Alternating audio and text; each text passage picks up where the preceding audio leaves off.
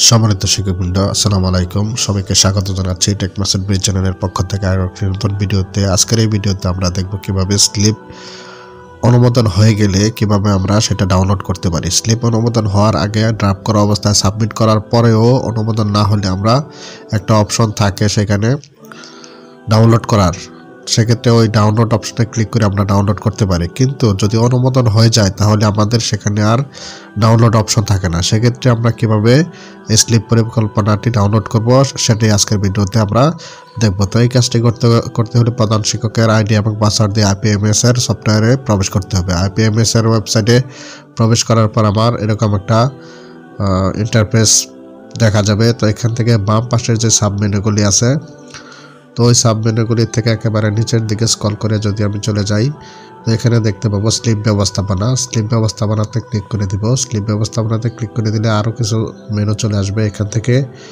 দেখুন স্লিপ আবেদন, যদি আমি স্লিপ আবেদনে ক্লিক করে দিই, তো স্লিপ আবেদন আমি ক্লিক করে দিলাম। স্লিপ আবেদনে ক্লিক করে দেওয়ার পর দেখুন এখানে কিছুই দেখাচ্ছে না, আপনি ইতিমধ্যে স্লিপ আবেদন জমা দিয়েছেন।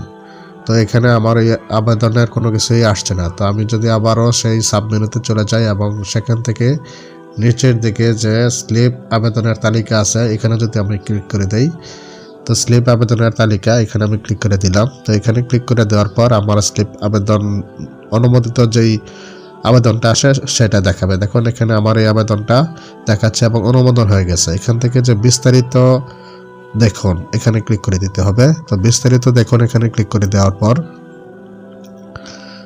আমি যে স্লিপ পরিকল্পনাটি জমা দিয়েছি এবং অনুমোদন হয়েছে তার বিস্তারিত সবকিছুই দেখাবে। এখানে দেখুন সবকিছু দেখাচ্ছে, কিন্তু এখানে কোথাও আপনার ডাউনলোডের কোনো অপশন নাই, যে ডাউনলোড কোনো একটা বাটন বা কোনো একটা অপশন থাকবে এরকম কোনো কিছু কিন্তু এখানে নাই। সম্পূর্ণটাই দেখাচ্ছে কিন্তু কোনো কিছু নাই। তো এই ক্ষেত্রে আমাকে যদি ডাউনলোড করতে হয় তাহলে কি করতে হবে, আমার মাউসের বাম বাটন ক্লিক করে এটা সবগুলি আমাকে সিলেক্ট করতে হবে। বাম বাটন ক্লিক করে ট্র্যাক করে ধরে রেখে আমি এভাবে সিলেক্ট করে দেবো আমার যতটুকু প্রয়োজন। সিলেক্ট করে দেওয়ার পর সিলেক্টকৃত অংশের উপর মাউসটা রেখে ডান বাটন ক্লিক করব।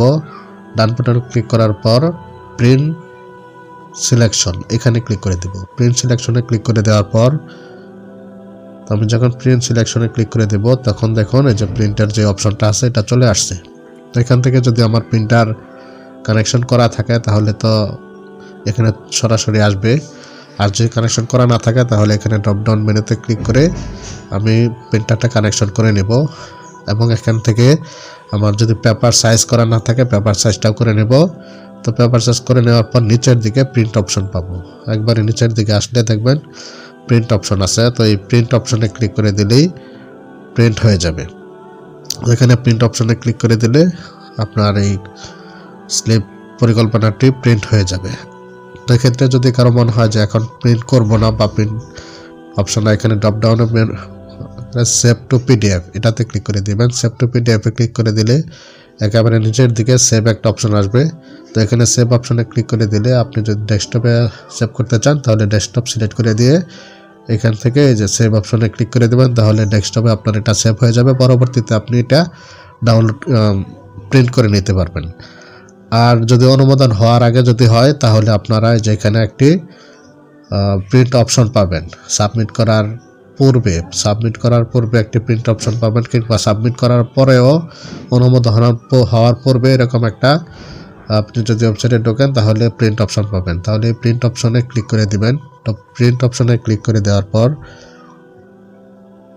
আপনার এই পেজটা প্রিন্টের জন্য প্রস্তুত হবে।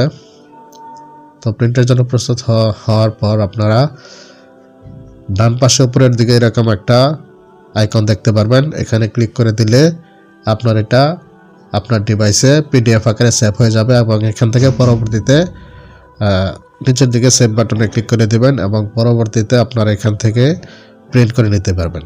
তো আশা করি উপকৃত হয়েছেন। ধন্যবাদ সবাইকে। আসসালামু আলাইকুম।